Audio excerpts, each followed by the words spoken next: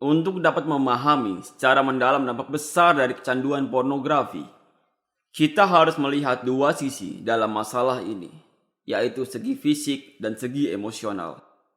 Mari kita bahas tentang segi fisik. Seperti yang kita tahu, otak pria sama sekali berbeda dalam struktur desainnya dibandingkan dengan struktur otak wanita. Untuk contohnya, dalam banyak kasus, pria tertarik pada gambar visual. Itulah yang membuat mereka terangsang secara seksual. Ada satu bagian dalam otak manusia yang disebut talamus yang bertanggung jawab untuk memilah gambar rangsangan seksual.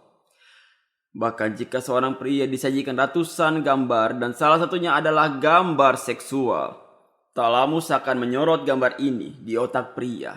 Itulah sebabnya dalam Islam kita disarankan untuk waspada dan selalu menundukkan pandangan. Allah Subhanahu wa Ta'ala, Tuhan yang Maha Kuasa, berfirman dalam Al-Quran, قل للمؤمنين يغضوا من أبصارهم ويحفظوا فروجهم. katakanlah kepada laki-laki yang beriman, hendaklah mereka menahan pandangannya dan sebagai hasilnya mereka akan mendapat menjaga kehormatannya, menjaga kesuciannya, dan memelihara kemaluannya. Dan perintah yang sama juga diberikan kepada wanita dalam ayat berikutnya. Salah satu solusi terbaik untuk melindungi mata dan otak Anda agar tidak jatuh ke dalam kecanduan visual adalah dengan hanya mengikuti perintah Al-Quran dan Nabi Muhammad, yaitu dengan menundukkan pandangan.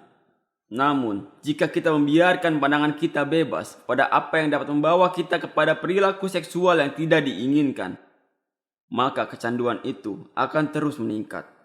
Dan kita akan selalu mencari gambar erotis lebih banyak lagi. Dan seringkali, seseorang mungkin akan melakukan apa yang dilihatnya, sehingga dia mungkin terlibat dalam hubungan di luar nikah.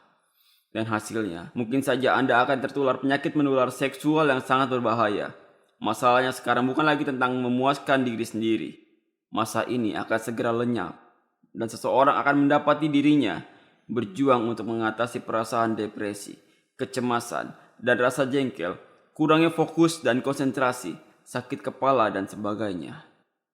Karena pornografi yang sudah Anda tonton tidak lagi menyenangkan, hari ini akan berakhir cepat atau lambat.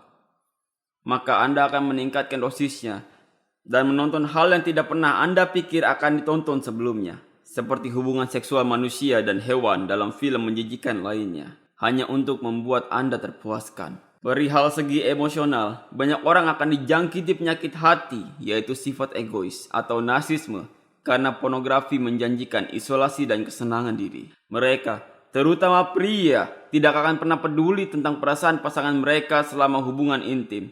Mereka hanya peduli dengan kesenangan mereka sendiri. Apa yang mereka pedulikan hanyalah kesenangan mereka sendiri, dan mereka tidak peduli dengan pasangan mereka. Lalu egoisme akan menyebabkan kesepian dan kemudian mengarah ke begitu banyak aktivitas rahasia. Maka hal ini menyebabkan seseorang menjadi orang yang antisosial, yang tidak suka pergi keluar atau bergaul dengan teman dan anggota keluarganya, yang akan mempengaruhi seperti yang akan kita bahas pada episode terpisah, yaitu pada bisnis dan karir seseorang,